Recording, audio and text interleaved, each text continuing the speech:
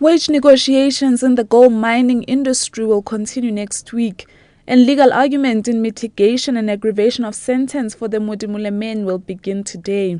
With a news update, I'm Busima Kutulela. Wage negotiations in the gold mining industry will continue next week. Yesterday, the Chamber of Mines proposed a 4% salary hike for workers in the gold sector. Employers say the proposed wage increase is based on the decline in gold price, spiraling costs, and falling productivity.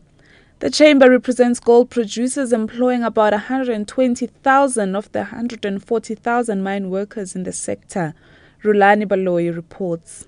The industry's lead negotiator, NewsBreak7am, has denied provoking unions with their 4% opening offer. Gold producers say labor costs currently constitute more than half of overall production costs. AMCU is demanding wage increases of up to 100% depending on seniority. The NUM is demanding an increase of up to 60%. Solidarity has tabled a wage demand of 10%. Employers and unions are to meet again next week. Analysts say this is the toughest wage negotiations in the mining industry since 1994. Legal argument in mitigation and aggravation of sentence for the Modimolle man and his co-accused who were found guilty of gang raping in Bonnet will begin in the North Gauteng High Court in Pretoria today.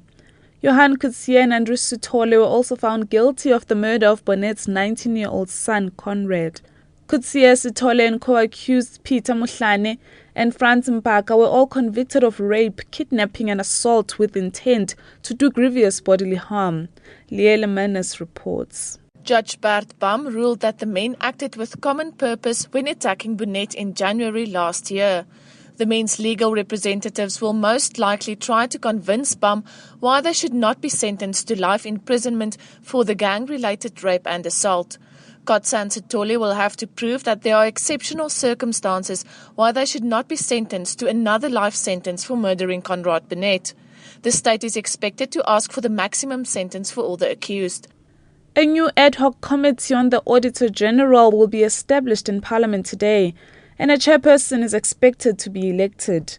The ad hoc committee's responsibility will be to search for a new Auditor General, Mercedes Besant reports.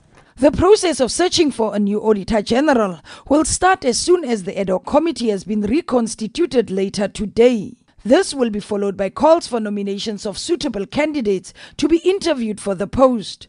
Meanwhile, President Jacob Zuma has approved the recommendations by Parliament to increase the Auditor General's annual salary package from 1.7 million rands to 2.6 million effectively from the 1st of December 2006. This means before he leaves, Terence Nombembe will be backdated, the difference of almost 1 million rands per year, multiplied by the 7 years he has served as Auditor General of South Africa. Wage talks at Eskom have been referred to the CCMA after the parastatal and unions reached a deadlock.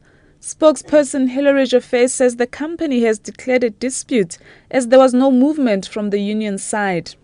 Wage negotiations began in May. Joffé says Eskom employees are represented by Solidarity, the NUM and NUMSA. She's warned the unions that Eskom is deemed an essential service, meaning workers have no right to strike. The power utility is offering its workers a 5.6% hike, but workers are demanding up to 20% increase. And finally, the British may still be waiting for their royal birth, but South Africa is one of its own.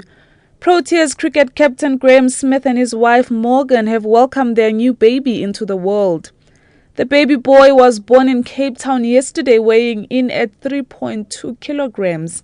He's been named Carter McMorrin Smith. Carter joins the family less than a year after the birth of his sister, Cadence.